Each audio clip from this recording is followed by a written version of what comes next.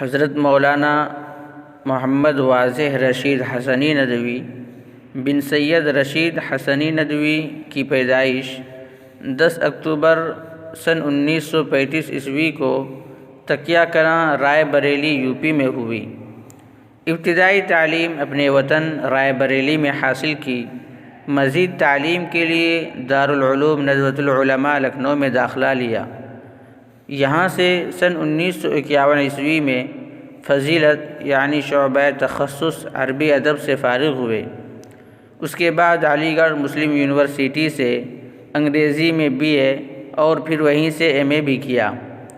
فراغت کے بعد اپنی عملی زندگی کی ابتدا آل انڈیا ریڈیو دہلی کے شعبہ عربی میں بحیثیت مترجم و اناؤنسر کے مولانا نے سن 1953 عیسوی سے 1973 عیسوی تقریباً 20 سال تک اپنی خدمات پیش کیں۔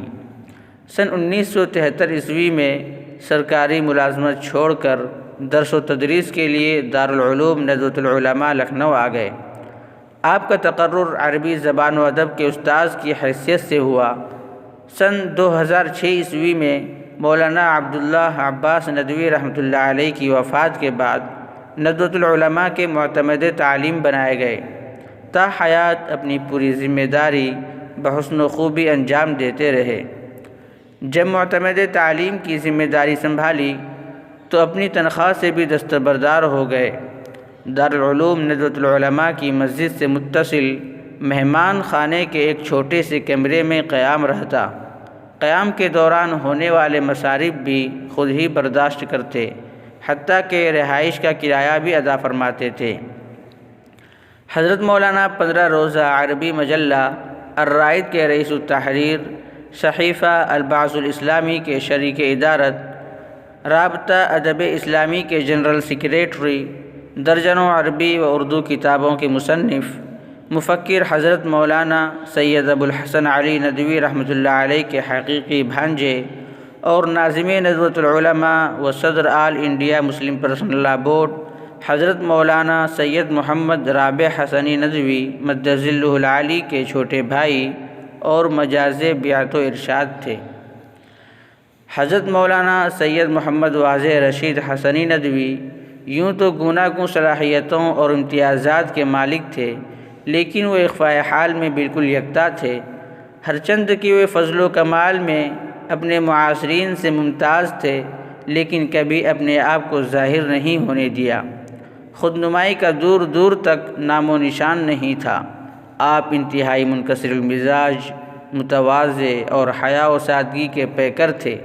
استغنا و بے نفسی تو آپ کی فطرت و طبیعت کا حصہ بنی ہوئی تھی۔ خاموش طبیعت مگر ہر وقت فکر و تدبر میں ڈوبا ہوا ذہن، ذکر و عبادت کا ذوق، قرآن کی تلاوت کا شغف، شب بیداری، تہجد کا اہتمام اور اپنے رب کے حضور چپکے آہوزاری، یہ وہ تمام خصوصیات و خصائل ہیں جو تا دم حیات ان کی پہچان بنی رہیں۔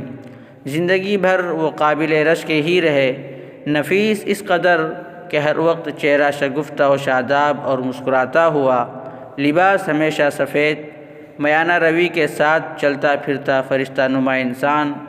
آپ بزرگ اور ولی صفت انسان تھے، جو آپ کی شخصیت کا نمایاں حصہ ہے۔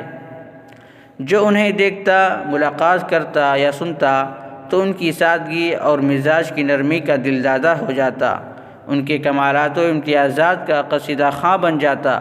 یہی وجہ ہے کہ آپ کی شخصیت علماء و عوام ہر طبقے میں مقبول رہی، اور کیوں نہ ہوتی کہ انہوں نے اپنی ساری زندگی رضائے الہی کو حاصل کرنے میں صرف کر دی، تو اللہ نے بھی عوام و خاص کے دلوں میں ان کی محبت بٹھا دی تھی۔ مولانا واضح رشید صاحب رحمۃ اللہ علیہ کے معاصر ڈاکٹر مولانا سعید الرحمن صاحب اعظمی ندوی نے مولانا کے متعلق اپنے جن تاثرات کا اظہار کیا ہے وہ بے حد اہم ہے۔ چنانچہ وہ لکھتے ہیں کہ ان پر افراد سازی کی فکر غالب تھی۔ انہوں نے کئی نسلوں کی تربیت کی اور ان کو عربی کا اچھا انشاء پرداز بنایا۔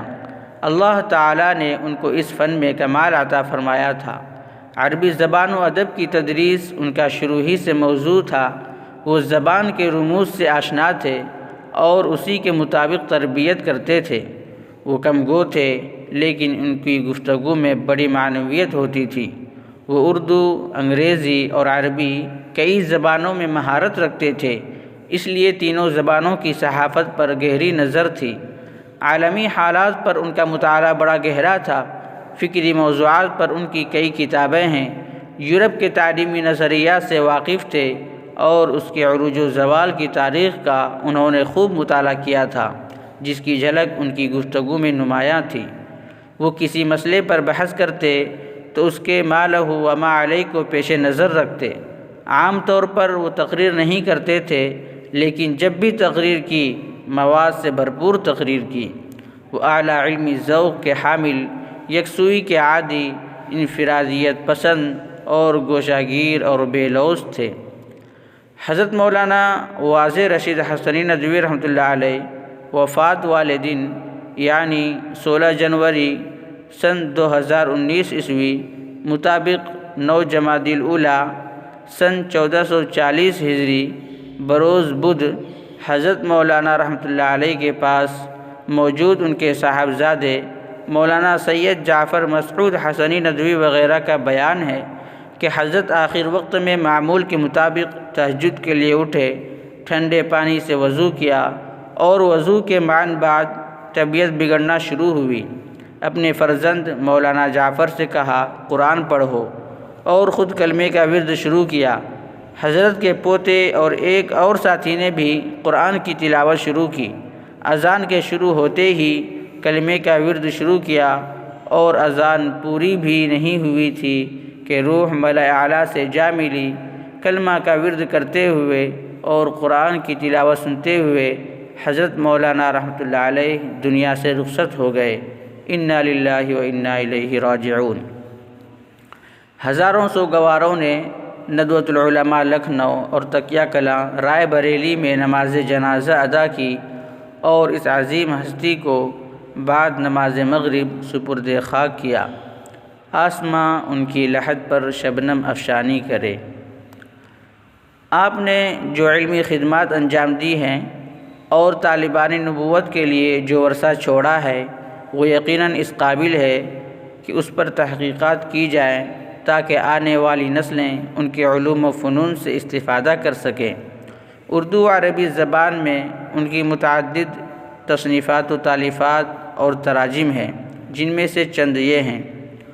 اردو تصانیف: نمبر 1 محسن انسانیت، نمبر 2 سلطان ٹیپو شہید ایک تاریخ ساز قائد شخصیت، نمبر 3 مسئلہ فلسطین، نمبر 4 ندوۃ العلماء ایک رہنما تعلیمی مرکز اور تحریک اصلاح و دعوت، نمبر 5 نظام تعلیم و تربیت، اندیشے، تقاضے اور حل، نمبر 6 اسلام مکمل نظام زندگی حدیث نبوی کی روشنی میں، عربی تصنیفات و تالیفات، نمبر 7 ادب الصحوۃ الاسلامیہ، نمبر 8 الدعوۃ الاسلامیہ و مناہجها فی الہند، نمبر 9 تاریخ الادب العربی، نمبر 10 الامام احمد بن عرفان الشہید، نمبر 11 ادب اہل القلوب، نمبر 12 اعلام الادب العربی الحدیث،